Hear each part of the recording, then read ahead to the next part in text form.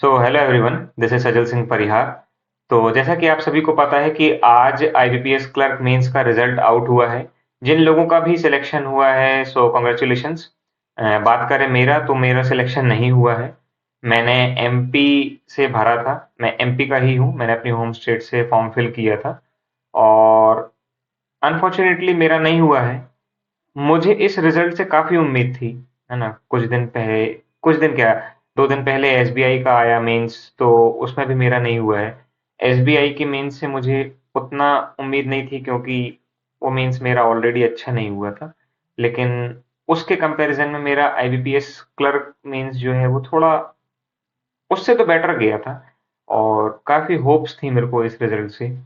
लेकिन अब नहीं हुआ है तो कुछ कर भी नहीं सकते हैं, है ना?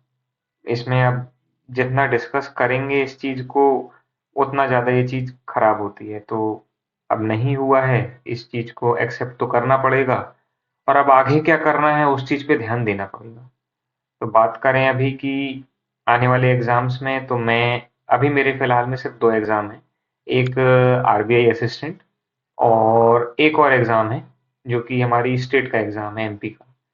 तो अभी फ़िलहाल में तो मैं सिर्फ ये 2 एग्ज़ाम दिमाग में सोच के चल रहा हूँ।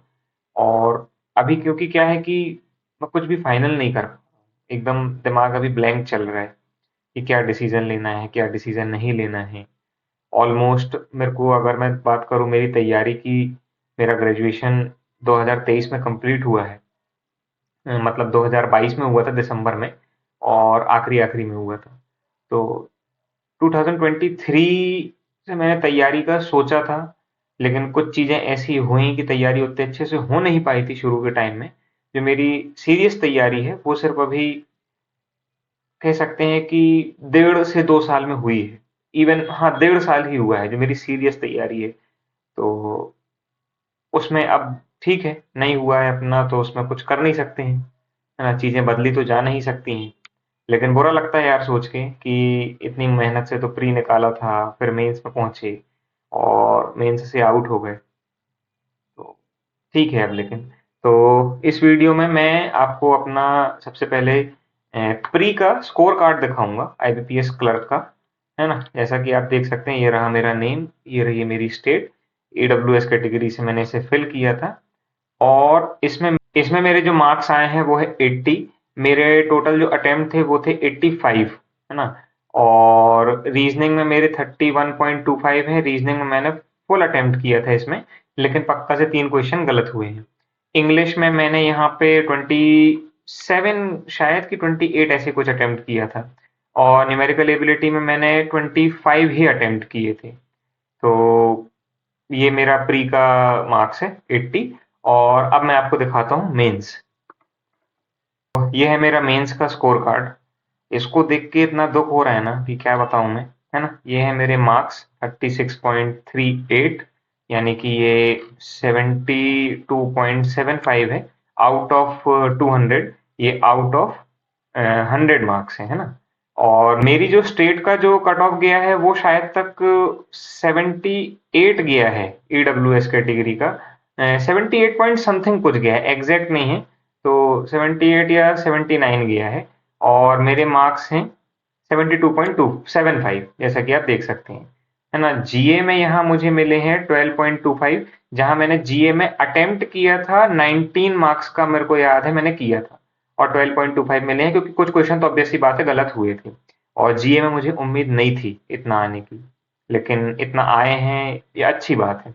इंग्लिश में यहाँ मेरा 20.50 है। इंग्लिश में मैंने 28 मार्क्स का या फिर 29 मार्क्स का अटेम्प्ट किया था। रीजनिंग में मैंने, अच्छे से याद है मुझे, मैंने इसमें 28 मार्क्स का अटेम्प्ट किया था, तो यहाँ पे मेरे नंबर कटे हैं। तो मेंस ना निकलने में एक रोल इस जगह का भी है, क्योंकि यार रीजनिंग में गलत नहीं होने चाहिए थे, है ना? अब मेरे वो 2 नंबर वाले गलत हुए हैं या 1 नंबर वाले गलत हुए हैं, मुझे कुछ नहीं पता। और जो सबसे ज्यादा मुझे जिस चीज ने आज दुख दिया है वो है ये मैथ्स। मैथ्स में यार मैंने 23 मार्क्स का अटेम्प्ट किया था और रीजनिंग में एक चोट मैं मान सकता हूँ कि यार सिली मिस्टेक्स होती हैं, मैथ्स मेरा उतना अच्छा नहीं है, लेकिन जितना करता हूँ वो गलत नहीं होना चाहिए था। तो जो मेरा सिलेक्शन आज नहीं हुआ है वो मेन कारण है क्वांट्स। क्वांट्स में 16.50 मिले हैं। मतलब क्या बोलूं, मैं क्या बोलते जा रहा हूँ, मेरे को खुद अभी पता नहीं है। अब लेकिन क्या कर सकते हैं यार, है ना। अब अगर एक मन करता है कि अगर यहाँ से क्विट करना बहुत गलत हो जाएगा, क्योंकि कर तो सकते हैं यार, क्योंकि देखो अगर नहीं कर सकते थे ना तो प्री ही नहीं निकलता। और मेंस में ये मार्क्स मेरे को अच्छे हैं लगे हैं, ऐसा कुछ नहीं है।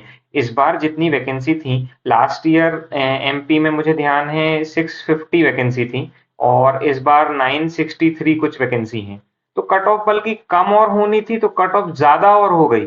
पिछली बार 78 कट ऑफ कुछ थी, और इस बार शायद तक 79 या 80 गई है, या शायद 79 कुछ पॉइंट गई है समथिंग।